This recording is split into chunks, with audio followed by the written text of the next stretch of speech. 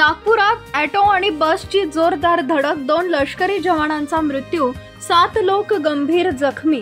नागपूर येथून एक दुःखद बातमी समोर आली आहे, ज्यात 2 लष्करी जवानांचा मृत्यू झाला असून एकूण 7 जण जखमी झाले आहेत।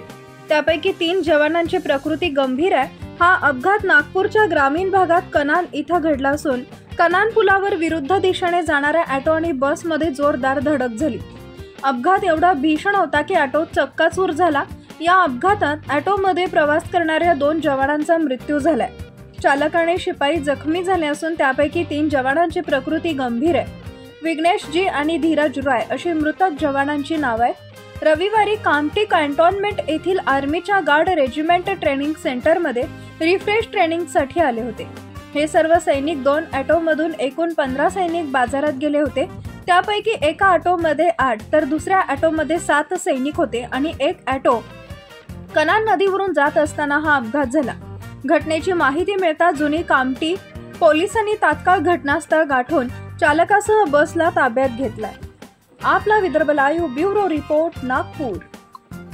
कितने लोगों की मृत्यु हुई है उनमें, और जिनकी मृत्यु हुई वो कौन लोग थे? देखिए, कल शाम को मतलब 16 तारीख को कल शाम को शाम के 5 बजे से लेकर 5:30 के बीच में कामठी और कनान के बीच में जो कनान रिवर पे ब्रिज है, वहाँ पे कनान की तरफ से कामठी की ओर आते हुए एक ऑटो रिक्शा में एक ऑटो रिक्शा ड्राइवर और उनके साथ 8 आर्मी के जवान थे, जो कि यहाँ पे अपने आर्मी कैंट है GRC, वहाँ पे मिड सर्विस ट्रेनिंग के लिए आए हुए थे।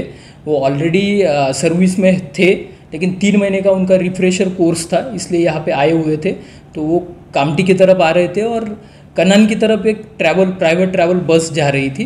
तो पुल पे इन दोनों के बीच में हेड कोलिजन हुआ है। तो इसमें 9 लोग जख्मी हुए थे कल, उसमें से 2 लोगों की अभी तक मृत्यु हुई है। एक जवान जो थे वो ब्रॉड डेड करके उनको घोषित किया गया मेयो हॉस्पिटल में, और दूसरे एक जवान थे, उनके ट्रीटमेंट के दौरान GMC में मृत्यु हुई है। बाकी और 3 जो जवान है वो क्रिटिकल है, उसमें से 2 GMC में है और एक आशा हॉस्पिटल में है, और जो बाकी लोग हैं वो अभी आउट ऑफ डेंजर है और स्टेबल है। सर, जो जवान थे वो अग्निवीर के जवान थे क्या, और इनकी तैनाती कहाँ पर थी, कहाँ जा रहे थे क्या? नहीं, ये अग्निवीर के जवान नहीं थे, ताकि ये लोग 5 साल पहले बड़ा भर्ती हुए हैं। ये ड्राइवर्स थे, अलग अलग यूनिट्स में तैनात थे ऑल ओवर इंडिया। यहाँ पे अपने GRC सेंटर में उनका एक रिफ्रेशर कोर्स था, इसलिए वो फ्रॉम ऑल ओवर इंडिया यहाँ पे 3 महीने के कोर्स के लिए आए हुए थे। और कल संडे होने के कारण वो आउट पास लेके वो बाहर मार्केट में शॉपिंग के लिए गए हुए थे। सर, सभी के सभी ऑटो में अभी इतने सारे लोग एक साथ जा रहे थे, किस तरीके के ऑटो के ऊपर में भी कुछ कार्रवाई की जाएगी क्या? जो ट्रेवल्स थी वो अपोजिट दिशा से आ गई थी, मतलब रॉन्ग साइड थी क्या? किस तरीके से पूरा एक्सीडेंट हुआ, क्या पता चला? देखिए, अभी तो मतलब जो ब्रिज है वो कंजेस्टेड रूट है, वहाँ पे सिंगल लेन है, लेफ्ट और राइट दोनों के लिए एक ही लेन है।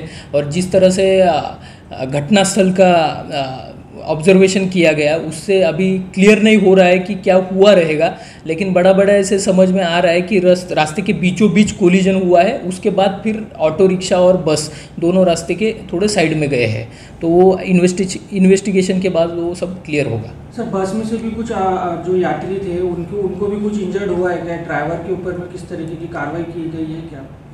नहीं, अभी तक तो मतलब ट्रैवल बस में जो कोई लोग थे या ड्राइवर थे, उनको बिल्कुल भी कुछ इंजरीज नहीं है। ड्राइवर कल ही अपने कस्टडी में था। कल रात को हमने इसमें ऑफेंस भी रजिस्टर किया है 304A IPC के तहत। Thank you.